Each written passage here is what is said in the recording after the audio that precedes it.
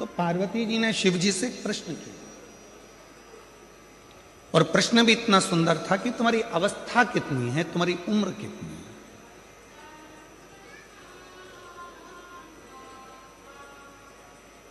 और यही प्रश्न एक बार और आया था कि एक संत भ्रमण करते करते एक शिष्य के घर पर पहुंच गए, और शिष्य के घर पर गए तो उनकी माताजी ने उनको प्रणाम करा, पुरुष ने उनको प्रणाम करा, बेटे ने प्रणाम करा, बहू ने प्रणाम करा, पोता पोती ने प्रणाम करा, सब ने प्रणाम करा।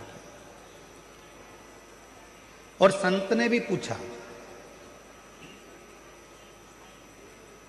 एक बहू से पूछा कि बेटा तुम बताओ कि तुम्हारी सास की उम्र कितनी है। तो कहा मेरे सास की उम्र लगभग अगर देखा जाए तो सास की उम्र तो 68 साल के करीब में हो गई। अच्छा, तुम्हारे ससुर की उम्र कितनी है? तो कहा ससुर की उम्र लगभग 45 साल के करीब में हो गई।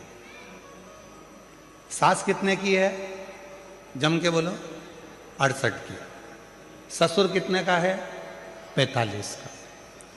फिर पूछा बेटा ये बताओ कि तुम्हारी उम्र कितनी है?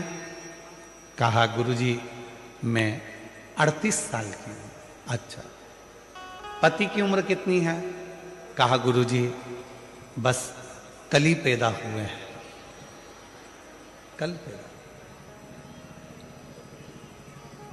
गुस्सा आ गया सास को, मेरी बहू कितना झूठ बोलती है, खुद की उम्र सही बताई, बाकी की सबकी उम्र झूठ बताई। मेरा पति अगर 45 साल का होगा और मेरी उम्र 68 साल की होगी तो क्या शादी हुई होती? और पति अगर कल पैदा हुआ है तो इसकी शादी किसके साथ हुई? ये पक्की झूठ बोल रही है। इतने में तुरंत गुरुजी ने कहा, संत बोले मां मैंने आपकी बहू से उम्र नहीं पूछी है, मैंने आपकी बहू से पूछा कि कौन कितने समय से भगवान शंकर की भक्ति में लगा है, मैंने ये पूछा।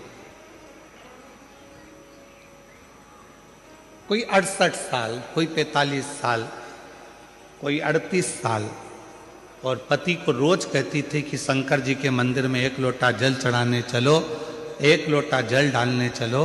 वो कल से जाना चालू करा है तो पति की उम्र भी बस कल से ही प्रारंभ हुई है। जिसने अपनी जिंदगी में जो अच्छा काम किया और जिस दिन से प्रारंभ किया, समझ लेना कि तुम्हारी असली उम्र उस दिन से प्रारंभ हो गई।